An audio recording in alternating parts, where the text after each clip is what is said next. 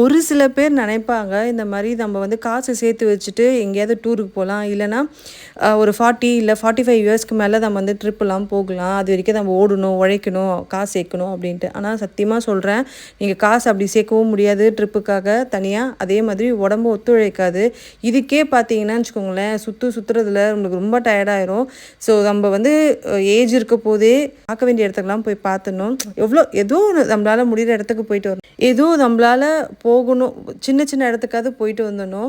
மைண்டும் நல்லா ரிலீஃபா இருக்கும், ரிலாக்ஸ்டிங்கா இருக்கும். இப்போ என் அம்மாவ இத கூட்டிட்டு வந்தா கண்டிப்பா அவங்களால முடிஞ்சிருக்காது. என் பையனுக்குமே இது ரொம்ப போர் அடிக்குது ஆக்சுவலா. ஸோ அவனுக்கு வந்து இங்க விளையாடுறதுக்கு எதுவுமே இல்ல. எதுவுமே ஸ்பெஷலா இல்ல. சும்மா வேடிக்கை பார்க்குறோம் அவள்தானா அப்படின்னு அவன் போரிங்கா ஃபீல் பண்ணான். இழுக்கிறத பார்த்துட்டு இந்த வீடியோ சொன்னாங்க, எதுக்கு அவனை இழுக்கிற? ஏன்னா என் அம்மா வந்து சின்ன வயசுலேருந்தே அவனை தூக்காத அப்படின்னுவாங்க. ஸோ அவனை அந்த வீடியோ பார்த்துட்டு எதுக்கு அவனை வலுக்கட்டாயமா இழுக்கிற? உனக்கு எதுக்கு உடம்பு உனக்கு தான் டயர்டா